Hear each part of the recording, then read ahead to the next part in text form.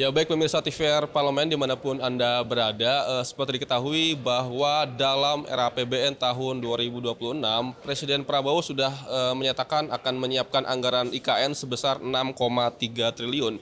Nah, angka ini tentu sangat turun ya jika dibandingkan dengan anggaran pembangunan di tahun 2025 ini yang mencapai 13 triliun, hampir separuhnya. Nah, lantas apakah kemudian pembangunan IKN ini menjadi prioritas dalam pembangunan era Presiden Prabowo di tahun depan? Tentu kami akan membahasnya bersama dengan anggota Komisi 2 DPR, Bapak Ahmad Doli Kurnia Tanjung dari fraksi Partai Golkar. Bapak izin Pak, terima kasih atas waktunya. Pak, terkait dengan masa depan IKN Pak, bagaimana Komisi 2 membaca rencana pemerintah terkait dengan masa depan pembangunan IKN kita Pak?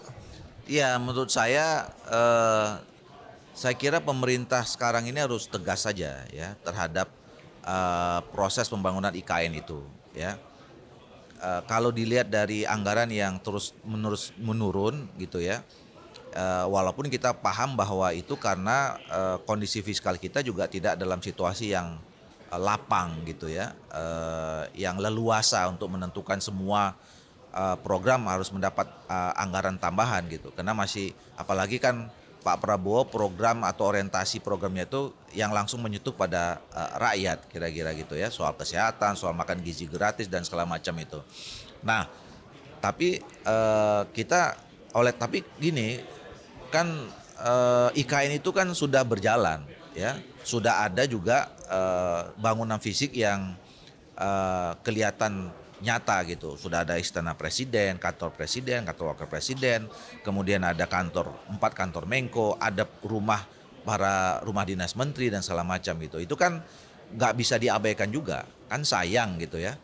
Nah, oleh karena itu menurut saya daripada tanggung nih ya kan, terus tetap diberikan bantuan tapi semakin lama semakin kecil, yang itu artinya berdampak kepada progresif vitas terhadap pembangunan berikutnya gitu ya.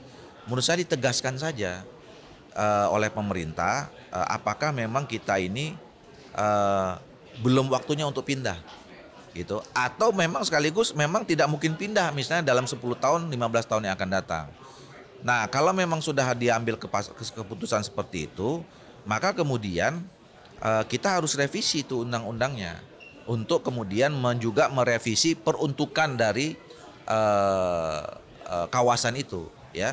Nah, nanti pilihannya bisa kita bicarakan lah ya, apakah kemudian nanti diserahkan kepada pemerintah daerah di sana, atau kemudian dibangun kawasan perekonomian, atau kemudian juga misalnya menjadi kota percontohan soal smart city, green city, blue city dan segala macam seperti itu gitu. Nah, itu akan bisa terjadi kalau undang-undangnya direvisi. Nah, oleh karena itu menurut saya memang penting segera dibicarakan antara pemerintah dan DPR.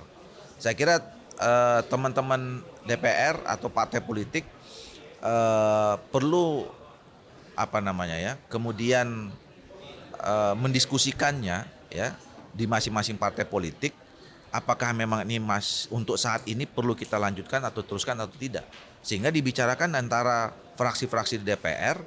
Nah, kalau misalnya tadi kita sepakat belum waktunya untuk pindah, katakanlah 10 tahun yang akan datang, 15 tahun yang akan datang, atau kemudian kita sepakat diubah peruntukannya, tidak menjadi ibu kota lagi atau menjadi apa gitu ya, ya sudah kita diskusikan dengan pemerintah, kita revisi undang-undangnya, kira-kira begitu.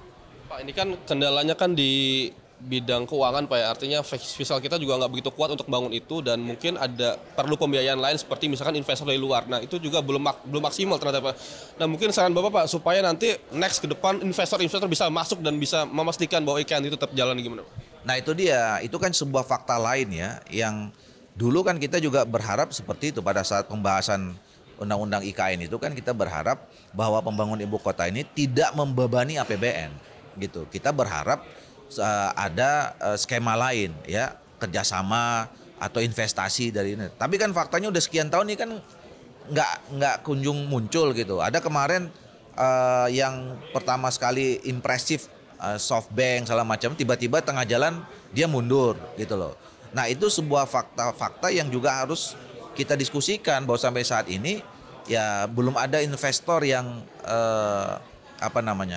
tertarik untuk masuk ke sana.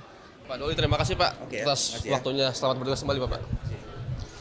Ya pemirsa, demikian wawancara kami dengan Bapak Ahmad Doli Kurnia Tanjung selaku anggota Komisi 2 DPR dari fraksi Partai Golkar yang tadi disampaikan bahwa Komisi 2 meminta ketegasan dari pemerintah terkait dengan nasib IKN apakah dilanjutkan atau tidak gitu loh. Jika memang dilanjutkan maka diminta pemerintah untuk terus secara serius mengalokasikan anggaran yang proporsional agar nantinya rencana pembangunan IKN sesuai dengan apa yang diamanatkan dalam undang-undang. Pemirsa, demikian laporan kami, kembali ke studio.